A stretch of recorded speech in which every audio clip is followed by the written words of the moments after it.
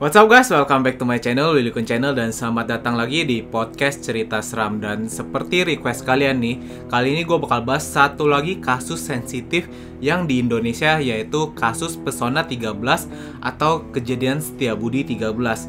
Ini adalah kasus yang sangat unik banget menurut gue, karena ini merupakan salah satu cikal bakal dari kasus-kasus mutilasi di Indonesia.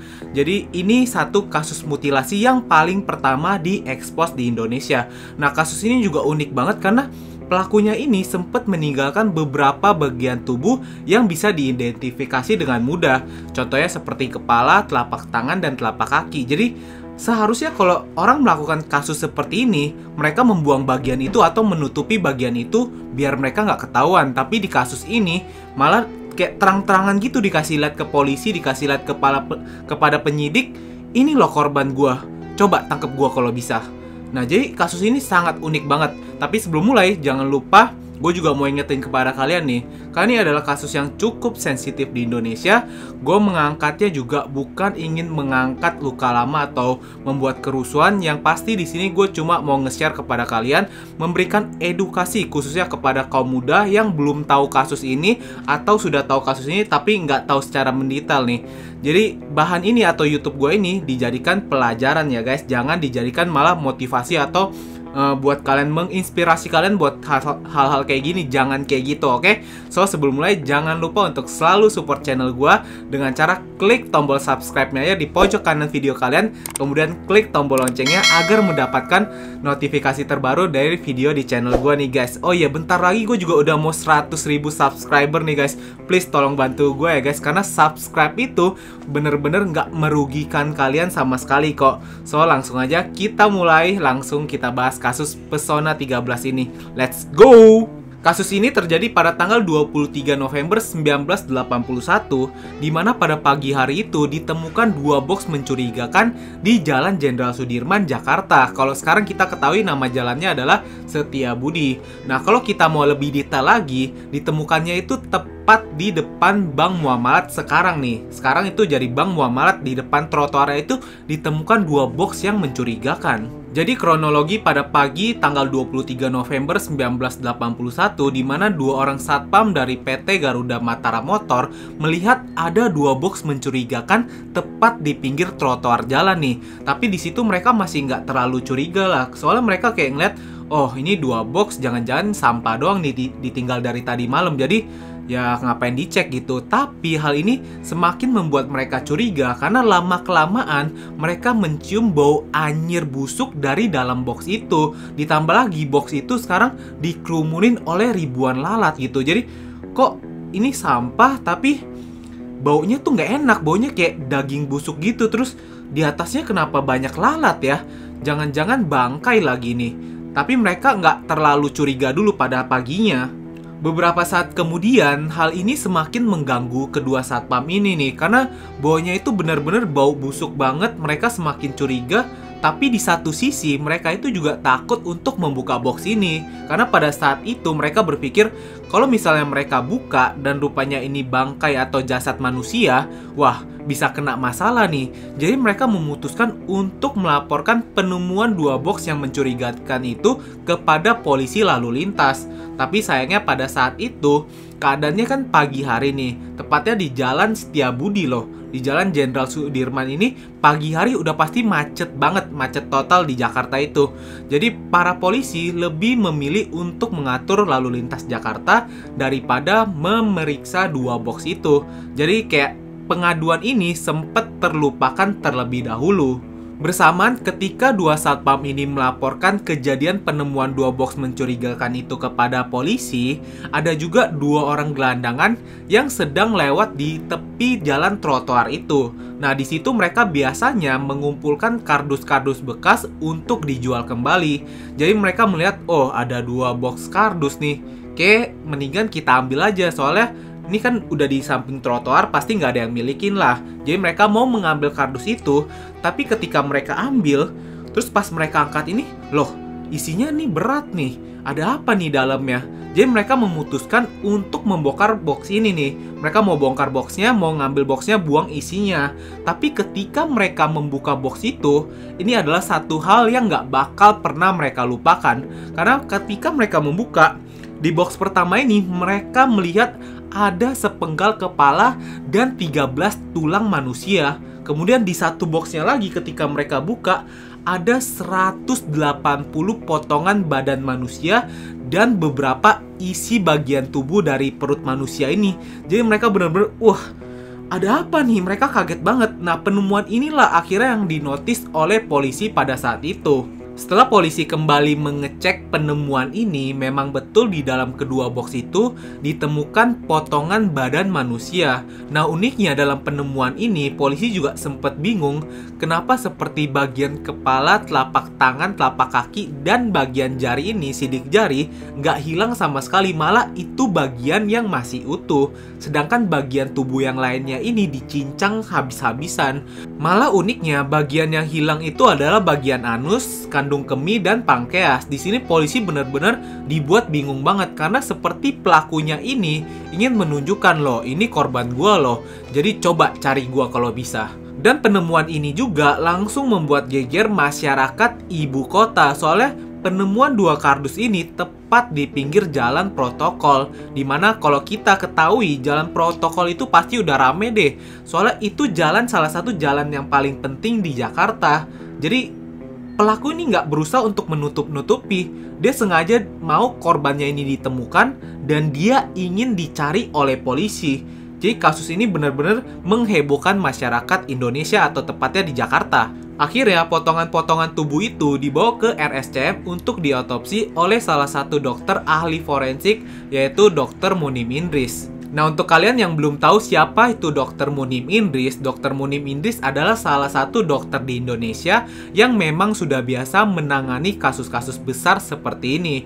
Nah, beberapa kasus yang pernah dia tangani adalah kasus dari mahasiswa Trisakti, yang ketiga kasus Munir, dan yang keempat kasus dari Marsina. Jadi memang menurut gua sendiri, Dr. Munim Indris adalah salah satu yang terlibat dalam kasus-kasus besar seperti inilah karena dia sangat ahli dalam hal forensik. Dan dia juga banyak menuangkan pembahasan kasus-kasus sensitif seperti ini ke dalam satu buku yaitu Indonesia X-File. Nah, kalau kalian yang suka kasus-kasus sensitif, coba deh baca buku ini. Karena buku ini juga salah satu menjadi patokan gue lah untuk membahas kasus-kasus seperti ini. Dr. Indris sendiri di dalam bukunya mengatakan kasus Setiabudi 13 ini adalah salah satu kasus yang paling nggak bisa dia lupakan. Karena menurut dia sendiri, kasus ini adalah kasus yang paling bengis di Indonesia. Kalau kalian melihat bagian tubuh yang dipotong ini, seumur hidup kalian nggak akan pernah bisa ngelupain potongan tubuh ini. Yang pertama kali dilakukan oleh Dr. Indris ketika sampai di RSCM adalah menyusun kembali bagian tubuh yang terpotong. Karena ini adalah salah satu kasus pertama yang memotong korbannya ini. Jadi Dr. Indris ingin menyusun kembali dulu bagian tubuhnya ini menjadi jasad yang utuh. Penyusunan jasad korban dilakukan oleh Dr. Indris selama 2 jam. Dan menurut Dr. Indris, pelakunya ini melakukan hal ini secara sistematik, di mana pelakunya berhasil memisahkan tulang dengan daging secara seutuhnya. Jadi korbannya ini kalau dilihat seperti kambing guling yang sedang dikuliti. Menurut penyelidikan, tidak ditemukan identitas korban di dalam kedua box itu. Kemudian korbannya ini adalah seorang pria yang memiliki umur sekitar 18-21 tahun. Kemudian tinggi pria ini adalah 165 cm, di mana postur tubuhnya ini tegap dengan sedikit gemuk.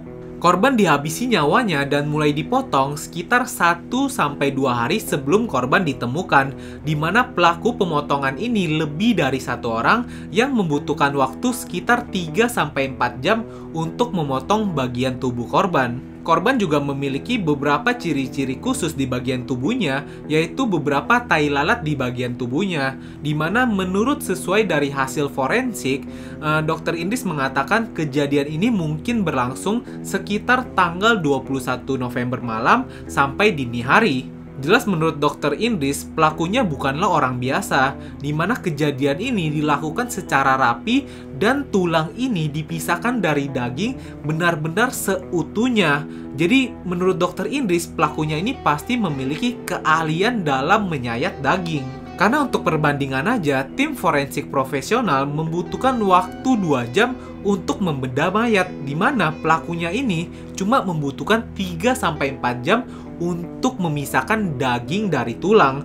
Jadi serem banget kan pelakunya ini? Dan yang membuat kasus ini semakin misterius, di mana beberapa bagian tubuh yang digunakan untuk identifikasi malah utuh. Nah hal ini menurut Dokter Indris aneh dalam kasus-kasus seperti ini. Karena biasanya kasus-kasus orang memotong bagian tubuh korbannya untuk menghilangkan atau menyulitkan polisi dalam mengidentifikasi korban dan penyelidikan. Tapi hal ini malah ditunjukkan oleh korban.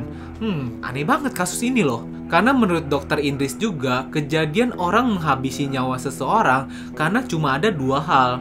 Yang pertama karena mereka ingin mencapai tujuannya. Seperti contohnya perampok ingin merampok bank, kemudian ada satpam. Ya satpamnya itu dihabisi nyawanya untuk menyampaikan tujuannya.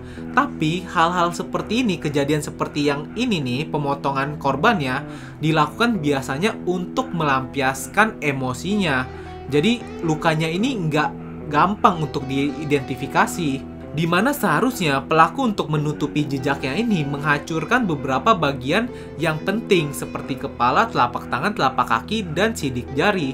Tapi seperti yang kalian ketahui, di kasus ini malah bagian itu yang paling utuh.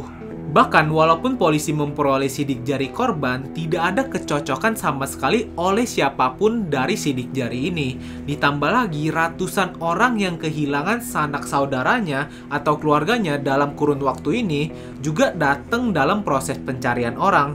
Tapi sayangnya tidak ada yang cocok sama sekali. Walaupun pada saat itu media benar-benar mengekspos kasus ini secara besar-besaran lengkap dengan sketsa korban, tidak ditemukan titik terang juga. Gimana caranya ada seorang pria yang benar-benar nggak dikenali oleh semua orang? Masa pria ini dari dimensi lain atau dari luar angkasa? Kan nggak mungkin hal itu bisa terjadi. Dan pada saat itu banyak yang mengira dan menduga pelakunya itu adalah orang yang memiliki power di Indonesia, maupun secara negatif atau positif.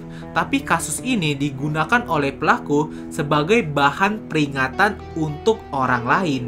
Dan seperti yang tadi gue bilang, walaupun kasus ini benar-benar diekspos oleh media secara besar-besaran, nggak ada yang mengakui atau nggak ada yang mengenali pria ini. Dan dari hal ini juga ada yang menduga di mana sebenarnya keluarga atau teman korbannya ini tahu nih kejadian ini, tapi mereka nggak bisa ngapa-ngapain atau mereka terancam kalau mereka mengakui hal ini. Jadi pelakunya ini mereka juga kenal. Kalau mereka mengadukan pelakunya ini, mereka juga akan dihabisi seperti itu. Tapi terlepas dari itu semua, gue juga mau ingetin kepada kalian, itu cuma dugaan pada saat itu. So, pada tahun 1981, kasus seperti ini memang masih jarang banget didengar oleh masyarakat Indonesia. Dan diyakini kasus ini adalah kasus mutilasi pertama di Indonesia yang menginspirasi kasus-kasus serupa di Indonesia nantinya. Kenapa kasus ini bisa dibilang menginspirasi? Karena pelakunya itu berhasil menghilangkan jejaknya dan tidak berhasil ditemukan oleh polisi. Walaupun pada kenyataannya sebenarnya kasus-kasus seperti ini kedepannya itu berhasil dipecahkan oleh polisi. Oh ya, kenapa kasus ini diberi nama kasus Pesona 13 atau kasus Setiabudi 13? Karena memang ditemukannya 2 box itu di Jalan Setiabudi, dan di dalam 2 box ini ditemukan 13 tulang manusia. Jadi kasus ini diberi nama Setiabudi 13 dari hal-hal itu. Akhirnya setelah beberapa saat diselidiki, korban dikebumikan pada tanggal 27 November 1981, tepatnya di TPU Tegar Alur, Kalideres. Setelah nyaris 40 tahun kasus ini berselang, kasus ini masih tidak menemukan titik terang, di mana kasus ini adalah salah satu kasus yang tidak bisa dipecahkan di Indonesia. Nah, menurut kalian gimana nih kasus ini? Ada gak pendapat kalian? Coba tinggalin di kolom komentar ya guys. So, itu dia guys video hari ini. Thank you guys for watching this video. Terus support channel gue ya guys. Jangan lupa untuk like dan share video ini. So, see you guys in the next video.